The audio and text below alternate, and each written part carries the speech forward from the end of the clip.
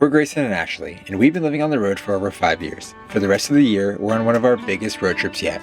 We've made the long haul from the PNW to the Northeast so we can experience New England, see fall foliage, and chase good weather and fall south. Come along for our full-time adventure.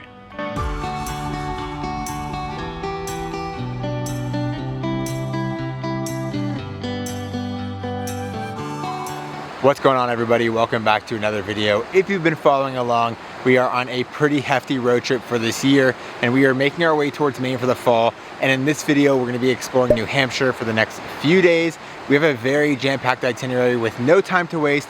So we're starting our morning with the Basin Cascade Trail. It's around 2.5 miles, and it should be a beautiful trail.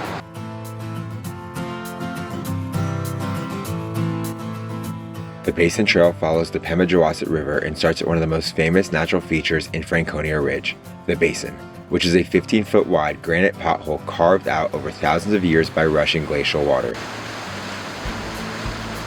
From there, the trail continues through the forest along the river, passing small cascades and pools, and after about half a mile you reach Kinsman Falls, a beautiful 15-foot waterfall that flows into a deep, clear pool. It's an easy, scenic walk with a big reward for very little effort.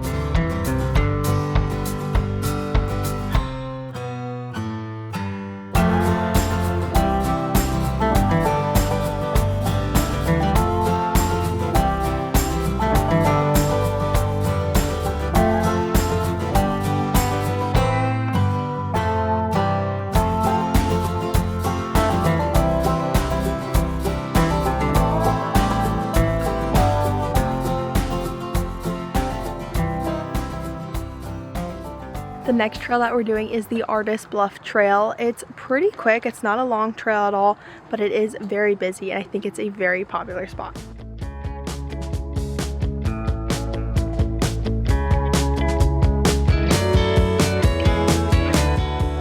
At the top, you get this wide open view over Echo Lake, Cannon Mountain, and all of Franconia Ridge.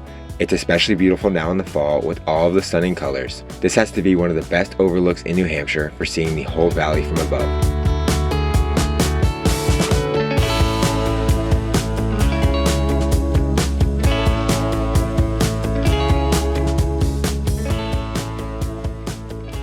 That trail was so beautiful and I literally can't stop smiling because the colors are just so vibrant and so beautiful. We absolutely love fall, and we have a few more stops that we're going to be making tonight. No more hiking, but a couple different overviews and pullouts and things like that. So let's go.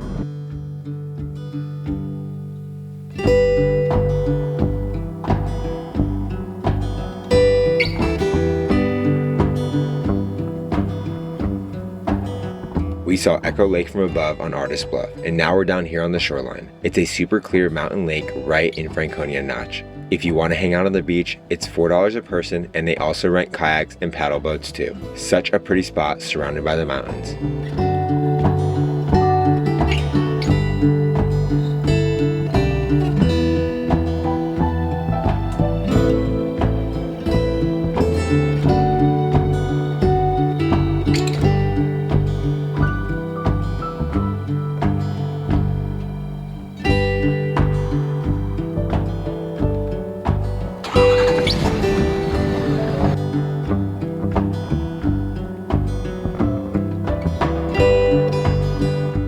Our last stop was just a few minutes down the road at Profile Lake, a quiet little spot right below where the old man of the mountain used to be, the famous rock face that collapsed in 2003. This was such a peaceful way to end the day.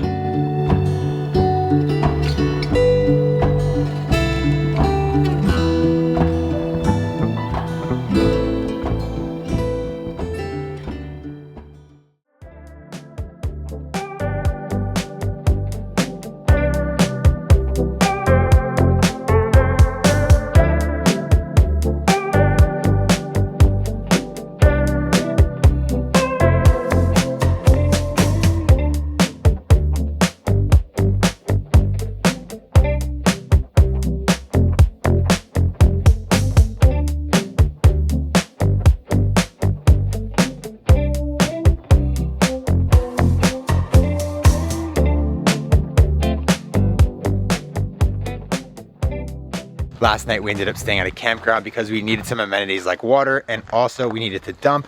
And it's always nice to stay at a campground every once in a while, but this morning we're starting our time with the Mount Willard Trail.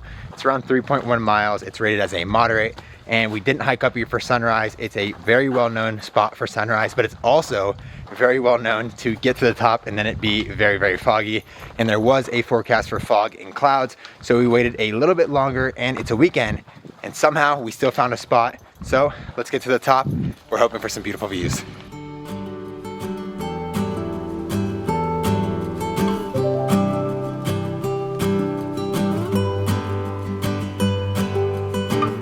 Mount Willard is a short but rewarding hike in Crawford Notch. From the top, you get a sweeping view straight down into the notch with cliffs, forests, and the Saco River winding below. It's a classic spot for fall foliage and gives a real sense of scale of the mountains around you.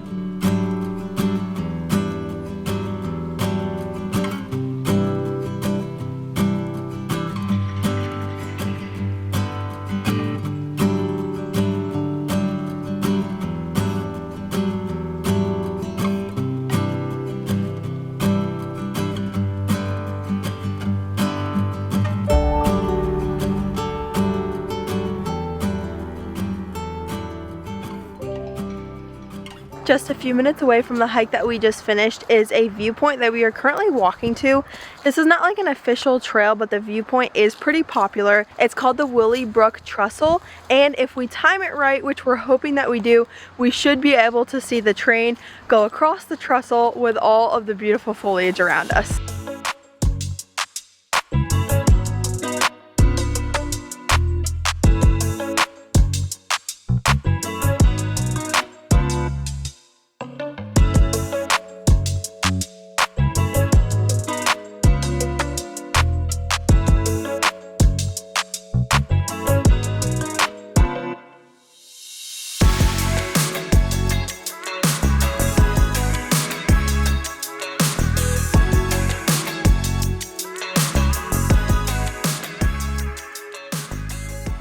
So unfortunately we did not get the shot that we wanted. We missed it by a few minutes, but we're gonna go back and actually try to get it again tomorrow. And it might seem like we're doing a lot of backtracking, going here and going there. There are a few state parks in this area that are known for their foliage. So of course, we're trying to hit everything at the best time with the least amount of crowds. So like I said, it might seem like we're backtracking, and that's because we kind of are. But now we're here doing the Mount Pemigewasset Trail. It's around 3.6 miles. It's a moderate as well. I don't think it'll be any harder than the trail we did earlier, but we're hoping for a great sunset, or at least great lighting up top.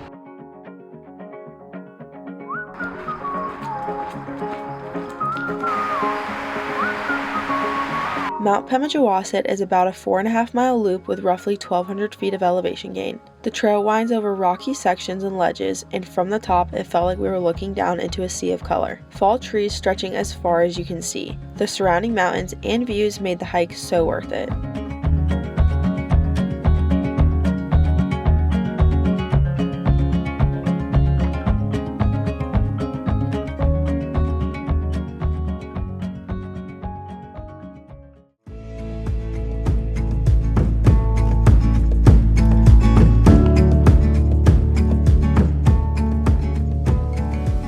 This morning we are driving the Kancamagus Highway. This highway is 34.5 miles and it's known to be extremely scenic. We're going to be making a bunch of stops today, and we'll give you a little bit of information at each one we go to. And speaking of stops, we're at our first one, so let's go.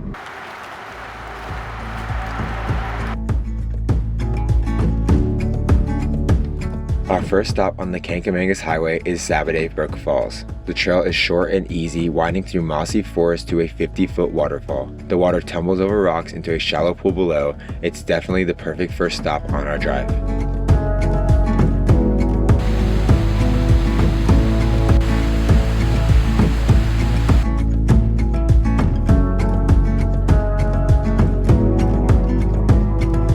Next up is Rocky Gorge. The river rushes through a narrow rocky channel and the water is stunning to watch.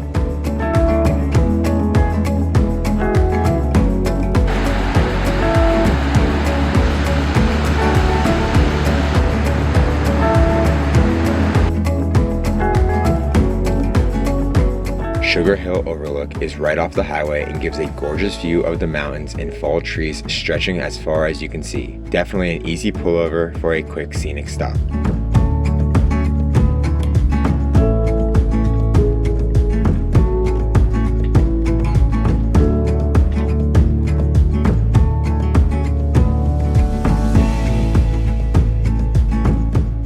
Ripley Falls is a short 0.4-mile round-trip hike to a 90-foot waterfall tucked into the forest. The water drops straight down over rocks and the mist hits you before you even reach the base. It's so dramatic and such a beautiful spot.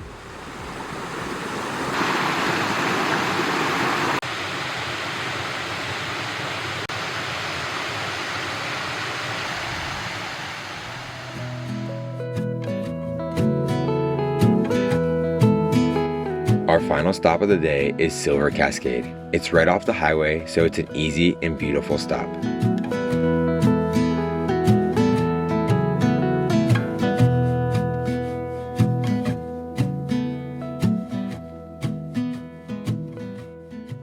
Good morning, everyone. After our busy day yesterday, we kind of called it a night early so that we could get to sleep early and wake up early, because this morning we're doing the Franconia Ridge trail.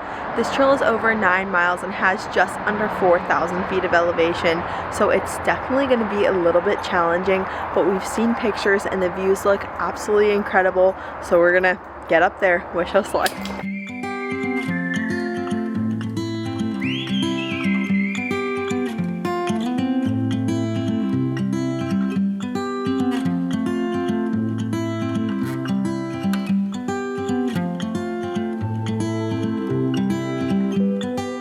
The trail started off easy, passing Cloudland Falls and a few other small waterfalls. Everything was so pretty with the water and forest, but once the incline hit, it didn't really let up. It was a steady climb all the way up the ridge.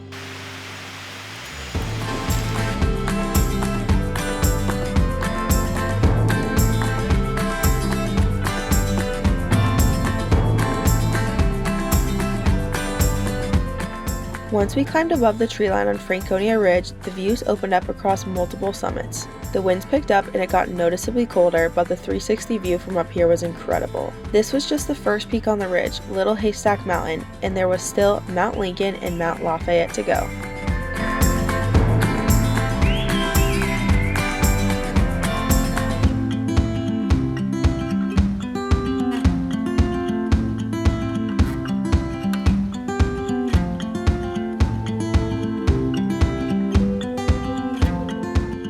We made it to the final summit, Mount Lafayette. The views were incredible, mountains and valleys stretching in every direction. Standing up here after the long ridge hike felt so rewarding. Even though we and the dogs were feeling a bit tired, it was time to make this steep descent back down the rocky trail.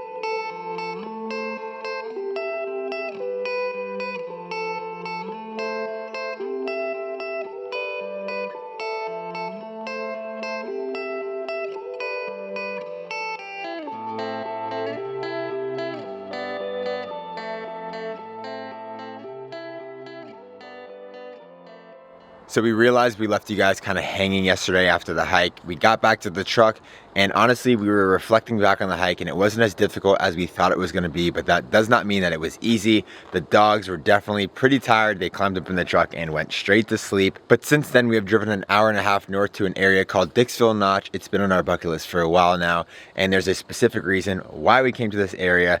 It's obviously the Dixvilld Notch State Park, but there's a hike there that we wanted to do for a very long time now, and it's called the Table Rock Trail. It's around 1.5 miles with 700 feet of elevation. The one thing about coming up here after being down south is that the leaves change here earlier. So we're hoping that they have stuck around for us, but there's only one way to find out, and that's by getting up on Table Rock. Let's do it.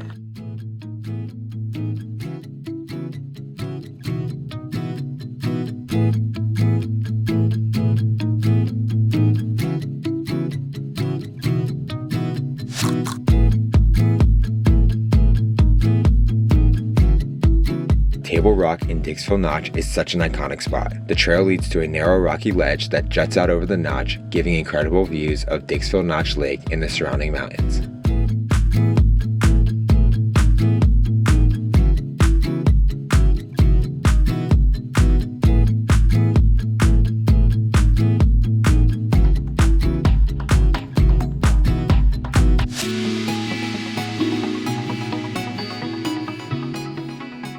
What a great way to end our time in New Hampshire. It's been around 5 days of back-to-back exploring, but we had so much fun exploring here, and honestly, coming up here was pretty worth it. We loved the view. It was definitely iconic, but the one thing is the fall this year has been happening so fast.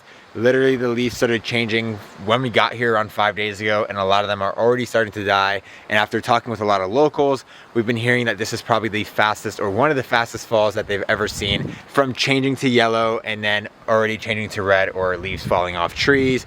But with all that said, we had so much fun here in New Hampshire. If you're new here and haven't done it already, subscribe to our channel and then hit those post notifications to be notified for when we post next, so you're not missing out on any of our videos.